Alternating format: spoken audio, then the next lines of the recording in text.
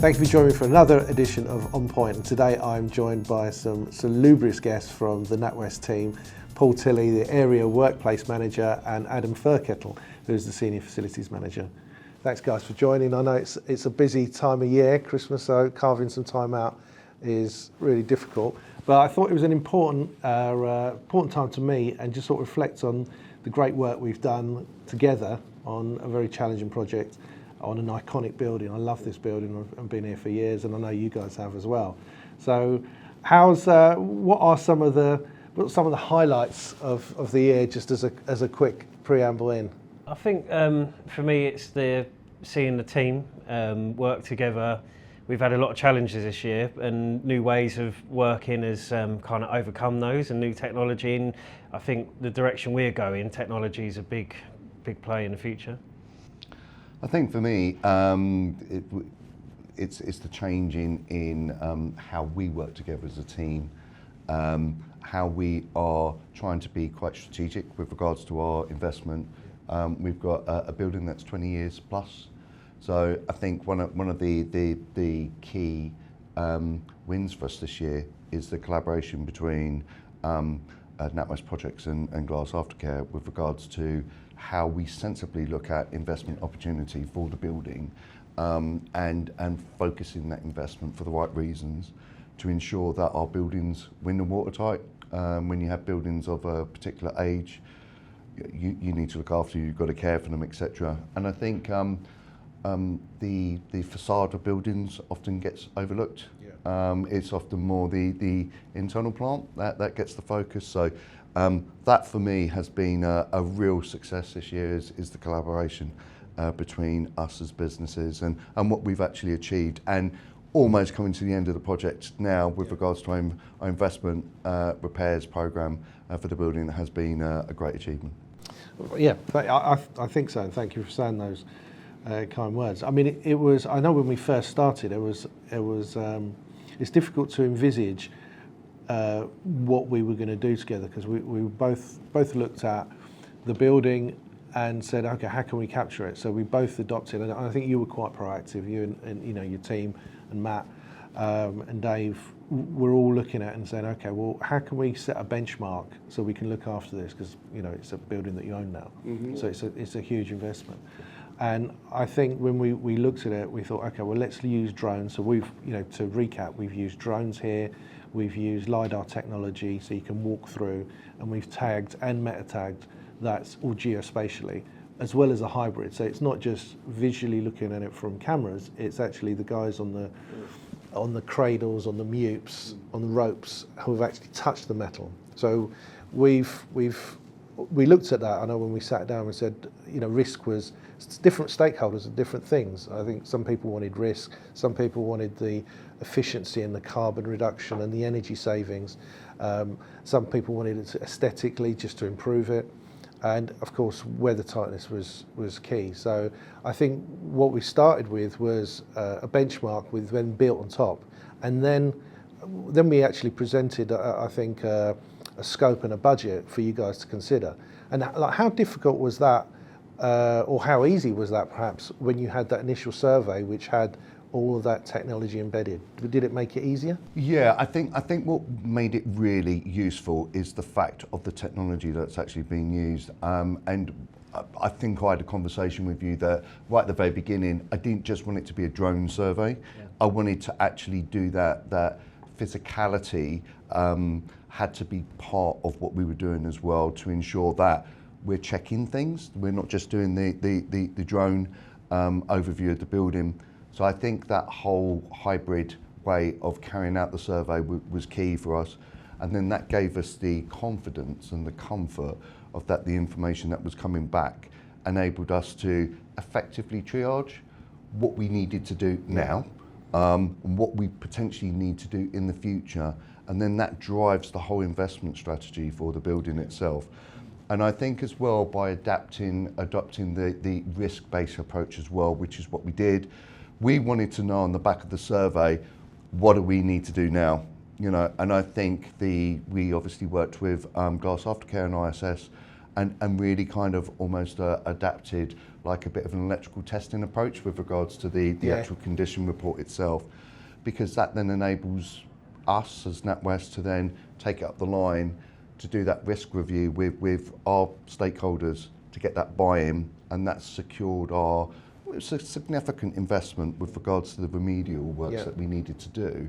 But I think by nature of the fact of how the survey was completed, it enabled us to articulate the risk, to articulate the benefits, to articulate the timelines. So it was quite easy it was almost like, well, that's a no-brainer, you need to do that. And that's where we want to go to, because otherwise, what happens when you have this type of very complex report that was actually done, and that's for the right reasons, and what you want to be able to do is kind of extract those key messages to get the decision in place that you need to do now, because I guess from an operational perspective, we need to make sure that this building works. We haven't got leaks all over the place. We haven't got things that are about to fall off, etc.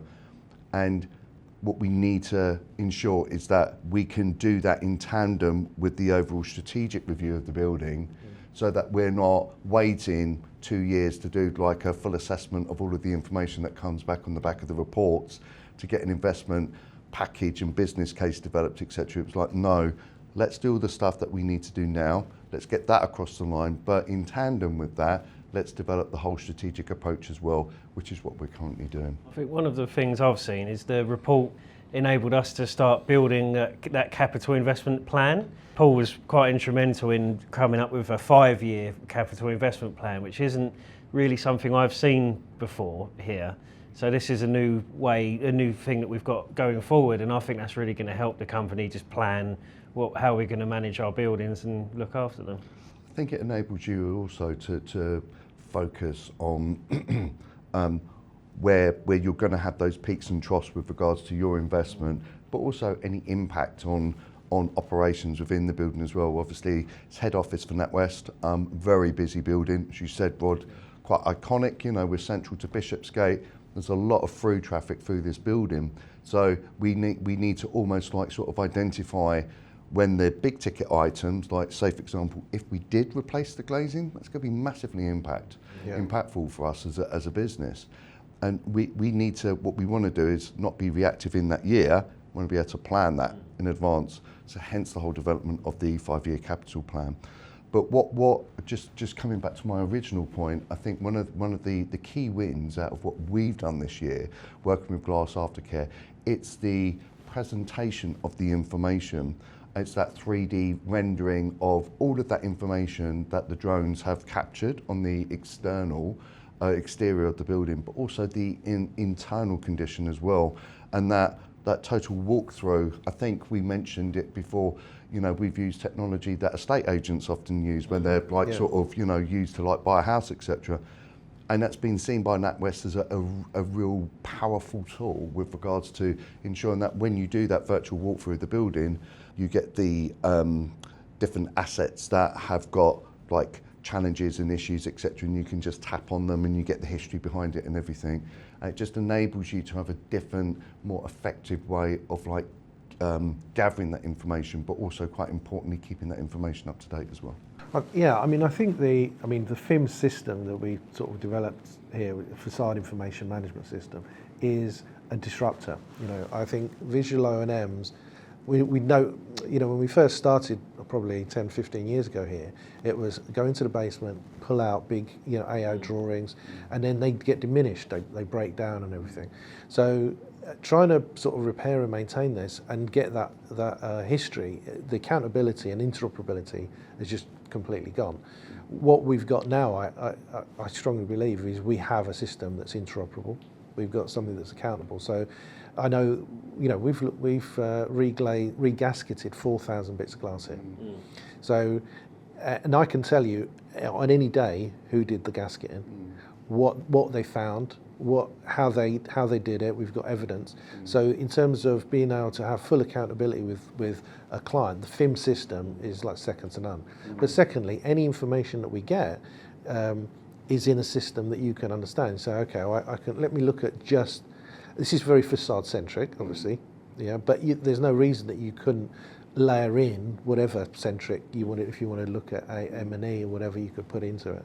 But for what we've done here, I think in one place at one point of pain you can just go in really quickly to do that.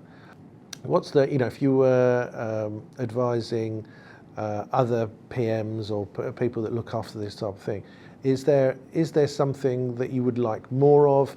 Would you do something differently when you're tackling a building like this? I think so having that report, what I would like to see going forward is, now that we've got this visual model of the building, is how we can use that in our planning of other works, and also my engagement with people within the building. I can give them this model and show, look, we want to do works between here and there, and this is going to affect this part of the building. That's a really powerful tool that I've now got that I can share with colleagues, and I think that's really going to help my role. So I think what I would say to other FMs and building managers looking at potentially doing this, you're going to get a good tool off the back of it. I think as well, and I think it's been a journey for all of us, that and we've kind of tried some things which have worked really well, and we've tried some other things that we've needed to adapt. And I think what's great about the process that we've gone through is that we've been on that journey together. Yeah. And now we've got a system in place that, as Adam said, we could actually build upon. So it might not just be for the condition of the glazing, interior, exterior, etc. Is there the capacity there to add other assets on it, etc.? So it's almost like you've got a virtual O&M right there, which would be such a powerful tool for an FM to be able to use, because to your point, Rod, everyone's got one of those rooms in the building that are just filled with O&M manuals. Yeah. And it's quite an archaic way of dealing with that. And I appreciate, obviously, you've got online O&M systems, etc. But I think the beauty about what we've done is it's the actual visibility of the all of the different elements of the building, and enabling that real-time information update as to what's the condition of that pane of glass, when was that repaired, who put that gasket in, etc. And that's I think it's got the potential of really being expanded here, and that's maybe something that we'll look to do in the future. In terms of health and safety, what I found, and certainly on this, is when we start layering, if someone does a task which is risky, so we did the 8th floor glass change, if you remember, and you couldn't get, it was difficult because the BMUs made it difficult to use the cradles. We had to abseil, but you still had a 200, 300 kilo piece of glass that had to be managed, which was offset, so the mutes couldn't actually touch it. So we built a piece of specialist kit, which then was a rig off the roof, and we used the cradle rails in the end. So there's a lot of thought had to go into that, and probably took 3-4 weeks of different people, and Overbury were involved, and health and safety, and the bank's health and safety. Now, next time we do that, it's like that. That's how we do it. Here's the risk plan, here's the methodology, here's the pictorial versions, because people get very, rightly so, concerned about risk and how things are going. But if you can show an evidential, look, this is how we put it together, this is how it was on the roof, this is the guys doing the work, everyone goes, right? They relax a little bit. They still read the stuff. They still have to consider, is it exactly the same? And it usually is. So layering the information into somewhere where you can see it at the point, so you can actually go to the model now, which was captured in answer to your question. That's how the drone technology works. It's sort of like Google on steroids. So you could use Google, and I'm sure Google will get better and better, and I know there are plans that the way that they get their meshing network, it will become super clear.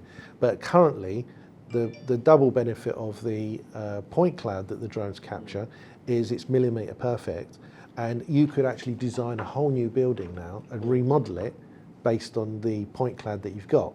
Now, me and you might not use it on a daily basis, and that's why we moved to the Matterport model inside, because you could walk around it, and I tagged everything from inside out.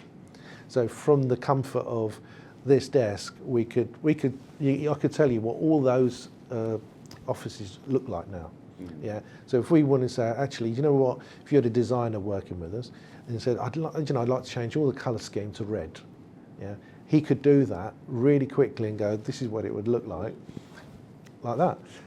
From a health and safety point of view, you could actually say, to different contractors, don't go in that room. You can't switch, some of the challenges that you've had over time, you can say, look, you could mark up the visual, so you can actually visual. You can invite them into, like a Zoom, but actually invite them into the room now. So you could hold a Zoom in the model. So rather than, like the way we do Zooms, if you do it in the model, everyone's looking at the same thing. So when you point to there, they're all looking at the room as though you're here. There's so much we haven't explored or shown yet, the power for that. So, and I think that's, we use it for training. So the guys that come here, we go like, this is what you're going to be working on. These are the areas, and it just speeds up, and they get connected to it. And these are the traps. So we've already learned, as you said, we've both gone on a journey. So we've had people trained on different parts of equipment, and they haven't got it. And so we've gone, right, okay, we're going to adopt. This is where you're going. These are the risks. This is what you need to consider. This is how the others have done it. Do you understand? Tick. And it's a sort of like a toolbox talk visual that I think will and should get adopted as an industry standard. I think things like that would be brilliant for. You understand the customer journey if because we're doing some works in our reception. To imagine if we're in a Zoom call and you can see the end state reception, it would really help you understand. Like customers will come through here, they'll talk to the concierge there. It'd just be a really good way of for training. Out. For training, it's definitely. And this is what we found with Matterport. We pushed that thing, and I did a couple of seminars with them where and people were going, oh wow, we thought it was just this. I didn't realise you could do this, and they're bringing more. I mean, the latest feature is, so a lot of people think, you might have stuff on the wall or you might have paper. No, I can literally switch that off and it will be a blank room. So it removes all the furniture, all the paintings, all the everything. It's almost like three-dimensional CAD when you're just switching off the layers, etc. Yeah, exactly that.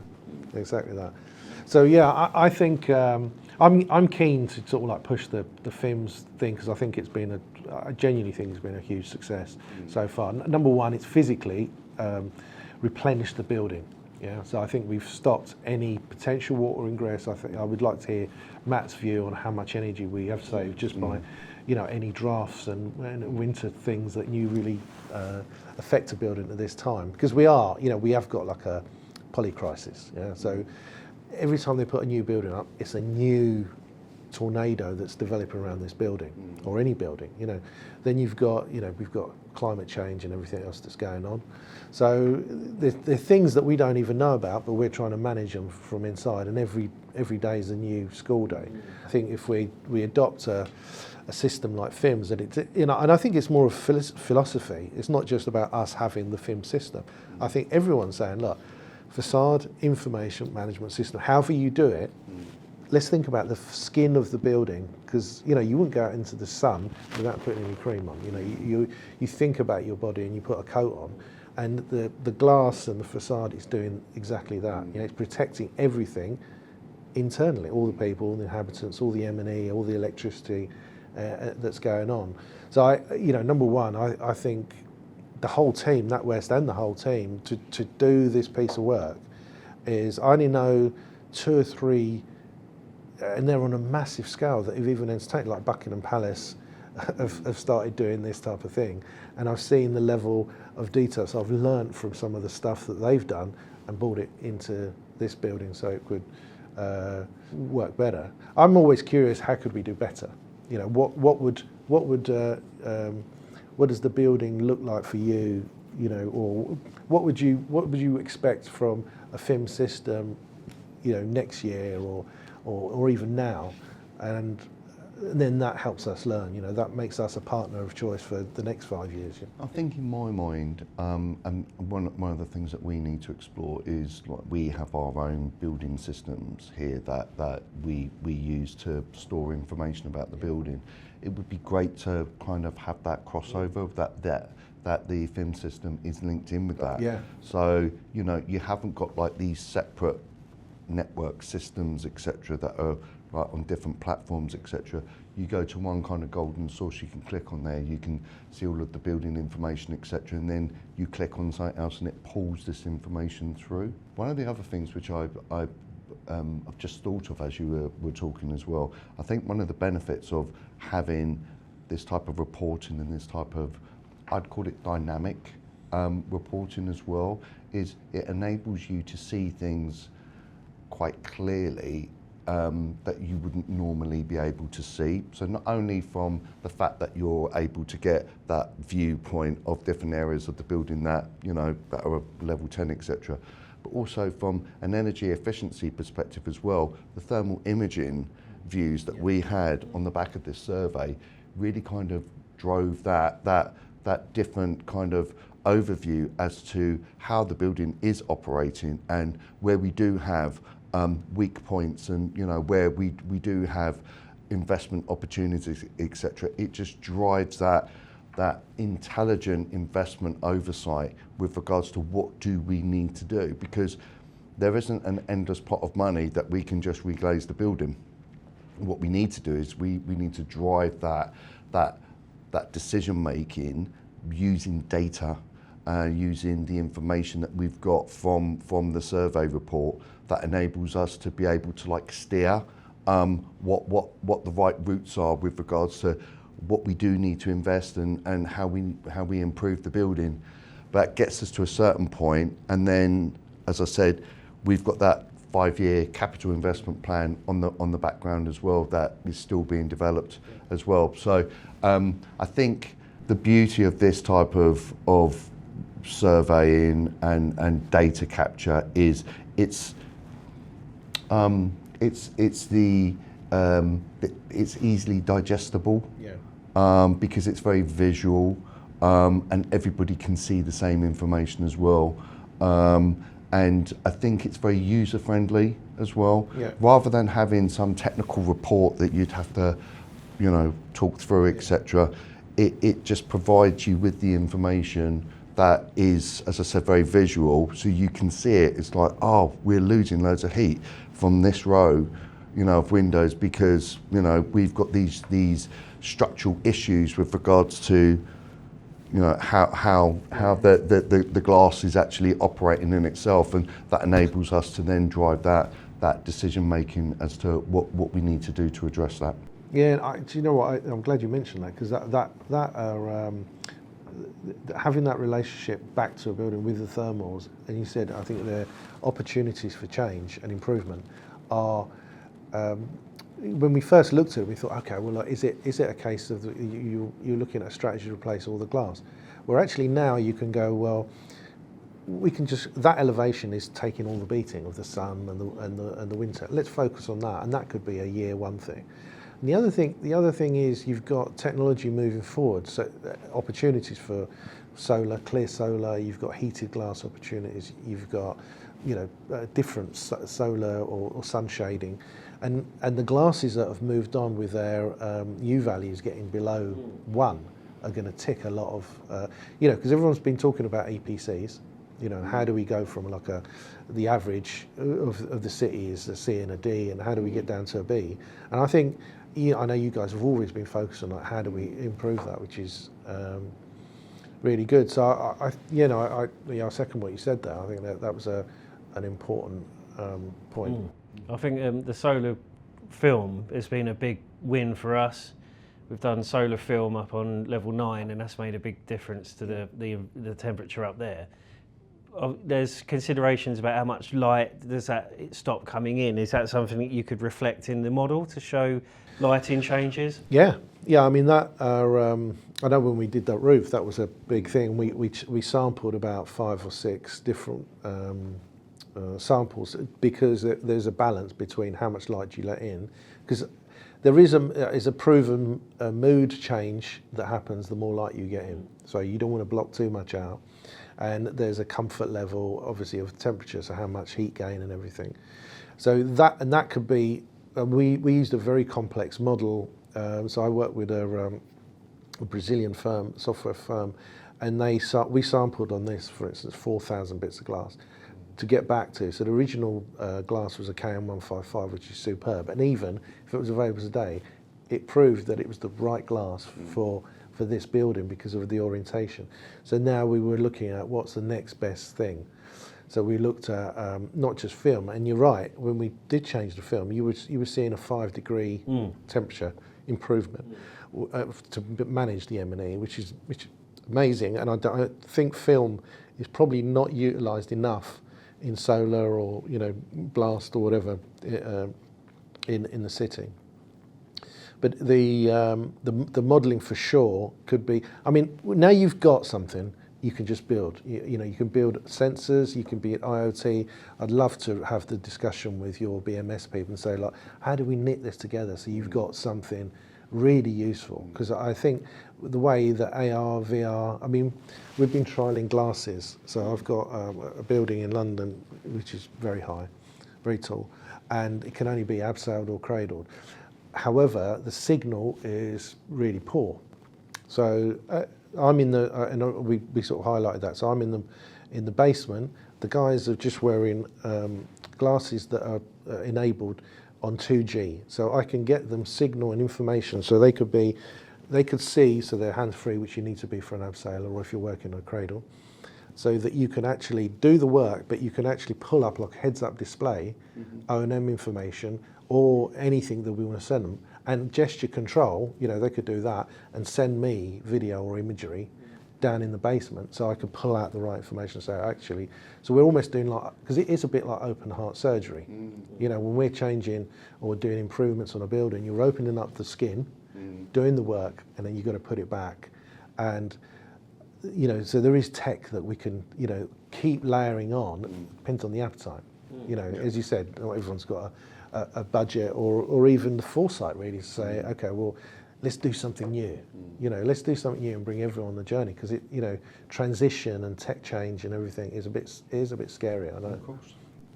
Thank you both for your time. I really appreciate the insight and that it has been of value.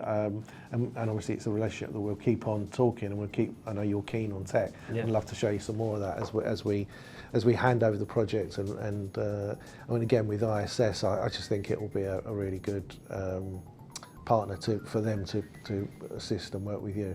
So that's it for this episode. Hope you enjoyed it. Hope you got some insight. And if you're a property manager in London, take heed. Tech's coming.